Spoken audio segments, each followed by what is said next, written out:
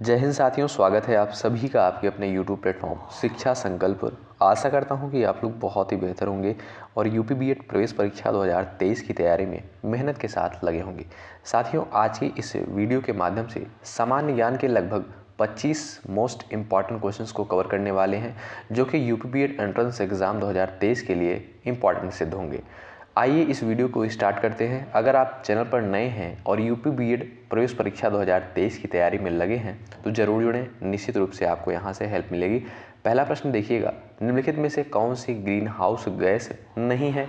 Option A carbon dioxide, B nitrous oxide, C methane, D argon. अगर आप लोगों को जवाब पता होगा कमेंट बॉक्स में जो है जवाब आप लोग देते हुए चलेंगे। तो याद रखेंगे, आर्गन जो है आपका इसमें ग्रीन हाउस गैस नहीं है। ऑप्शन डी आपका राइट होगा। चलिए दूसरा प्रश्न देखिएगा, निम्नलिखित में से कौन सी मिट्टी भारत के उत्तरी मैदानों में पाई जाती है? काली मिट्टी, शुष्क मिट्टी, जलोढ़ मिट्टी, लेटेराइट मिट्टी। याद रखेंगे, ऑप्शन सी आपका करेक्ट हो जाएगा। जलोढ़ मिट्टी जो है भारत के उत्तरी मैदानों में पाई जाती है, यानी ऑप्शन सी आपका राइट हो जाएगा। चलिए अगला प्रश्न देखेंगे, क्वेश्चन नंबर 3। उस स्थान का नाम बताइए जहां ओलंपिक खेलों की उत्पत्ति हुई थी। चलिएगा ऑप्शन को रीड करेंगे और आंसर करते हुए आप लोग चलेंगे। याद रखेंगे, यूनान में, यानी ऑप्शन सी आपका राइट आंसर हो जाएगा। ओलंपिक खेलों की उत्पत्ति जो है यूनान से हुई है। क्वेश्चन नंबर 4 देखेंगे, भारतीय राष्ट्रीय कांग्रेस के लाहौर अधिवेशन में किस वर्ष में 26 जनवरी को स्वतंत्रता दिवस के रूप में मनाने की घोषणा की थी? 1930, 1920, 1942। चलिए तो याद रखेंगे, 1930 में भारतीय राष्ट्रीय कांग्रेस के लाहौर अधिवेशन ने किस वर्ष 26 जनवरी को स्वतंत्रता दिवस के रूप में मनाने की घोषणा की थी? 1930 में, यानी ऑप्शन ए आपका सही जवाब हो जाएगा। चलिए अगला प्रश्न देखिएगा, यदि दूध को ग्रीष्म काल में फ्रिज के बाहर रखा जाए तो वह खट्टा हो जाता है, जिसका कारण है? इसका रंग, लैक्टोज एसिड में लैक्टोज शर्करा का रूपांतरण। तो याद रखेंगे, लैक्टोज एसिड में लैक्टोज शर्करा का रूपांतरण हो जाता है, तो ऑप्शन बी आपका राइट होगा। चलिए, विश्व धरोहर स्थल रोबेन द्वीप निम्नलिखित में से किस विभूति से संबंधित है? क्वेश्चन नंबर 6 का आप लोग आंसर करेंगे। चलिएगा, विश्व धरोहर स्थल रोबेन द्वीप निम्नलिखित में से किस विभूति से संबंधित है? नेल्सन मंडेला से, यानी ऑप्शन डी आपका राइट होगा।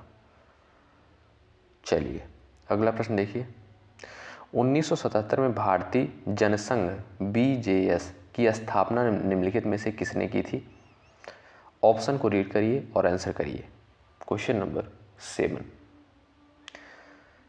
चलिएगा, श्यामा प्रसाद मुखर्जी, यानी ऑप्शन बी करेक्ट हो जाएगा। 1977 में भारतीय जनसंघ की स्थापना जो है श्यामा प्रसाद मुखर्जी ने की थी। ऑप्शन बी आपका राइट हो जाएगा। चलिएगा अगला प्रश्न, मून वॉक प्रसिद्ध नृत्य चाल निम्न में से किसके साथ जुड़ा हुआ है?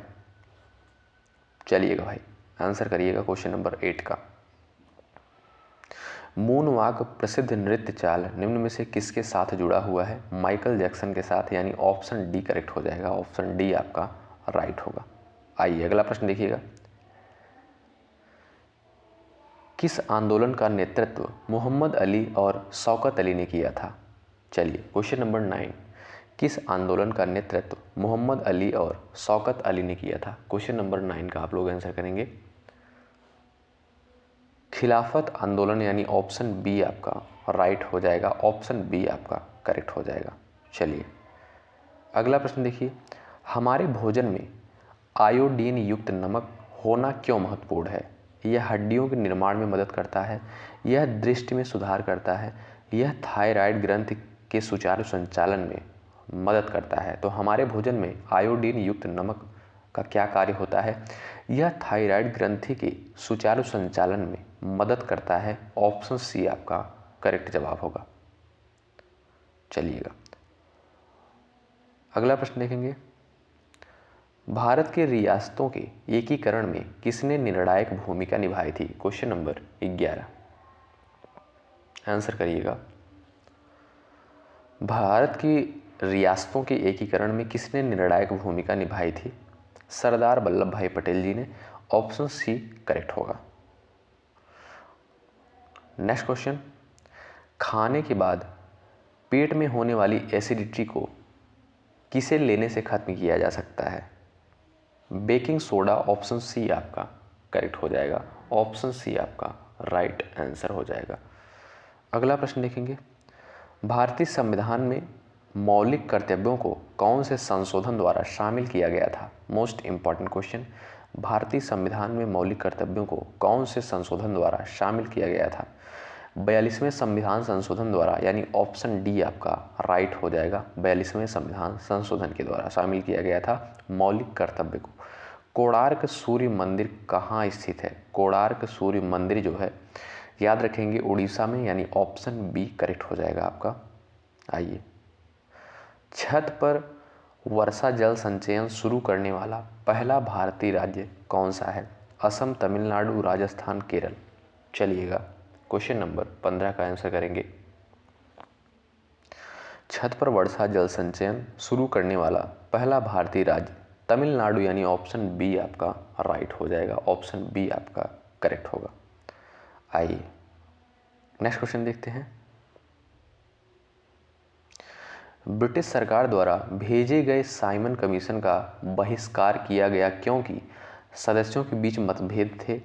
कमीशन में कोई भी भारतीय सदस्य नहीं था, तो ऑप्शन बी आपका राइट हो जाएगा। ब्रिटिश सरकार द्वारा भेजे गए साइमन कमीशन का बहिष्कार किया गया क्योंकि कमीशन में कोई भी भारतीय सदस्य नहीं था, यानी ऑप्शन बी आपका राइट होगा। चलिएगा, क्वेश्चन नंबर 18 देखेंगे। 12वीं पंचवर्षीय योजना का उद्देश्य क्या था? 12वीं पंचवर्षीय योजना का उद्देश्य क्या था? Question number 18। चलिएगा, तो याद रखेंगे तीव्र और अधिक समावेशी विकास, यानी 12वीं पंचवर्षीय योजना का उद्देश्य था तीव्र और अधिक समावेशी विकास। ऑप्शन बी करेक्ट होगा।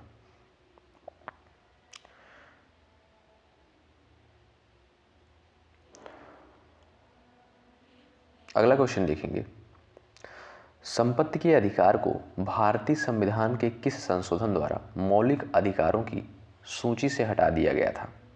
संपत्ति के अधिकार को भारतीय संविधान के किस संशोधन द्वारा मौलिक अधिकारों की सूची से हटा दिया गया था? Question number 19।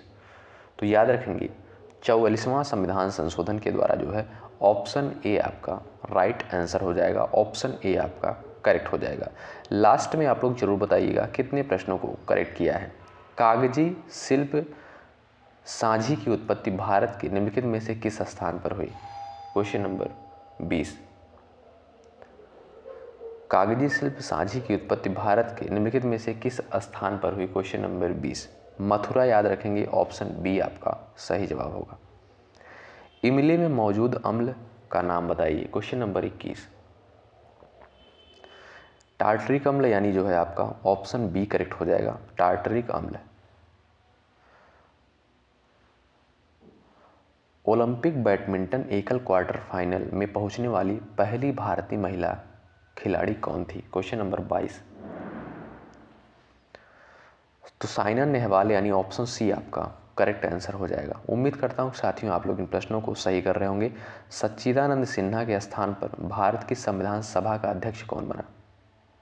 सच्चिदानंद सिन्हा जी जो थे अस्थायी अध्यक्ष थे भारतीय संविधान सभा के, और अस्थायी अध्यक्ष जो थे आपके डॉक्टर राजेंद्र प्रसाद। तो ऑप्शन डी आपका राइट आंसर हो जाएगा। बांधों को आधुनिक भारत के मंदिर किसने कहा? क्वेश्चन नंबर 25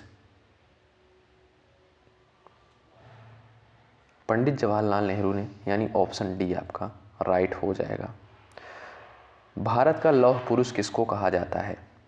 सरदार वल्लभ भाई पटेल जी को, यानी ऑप्शन सी करेक्ट होगा।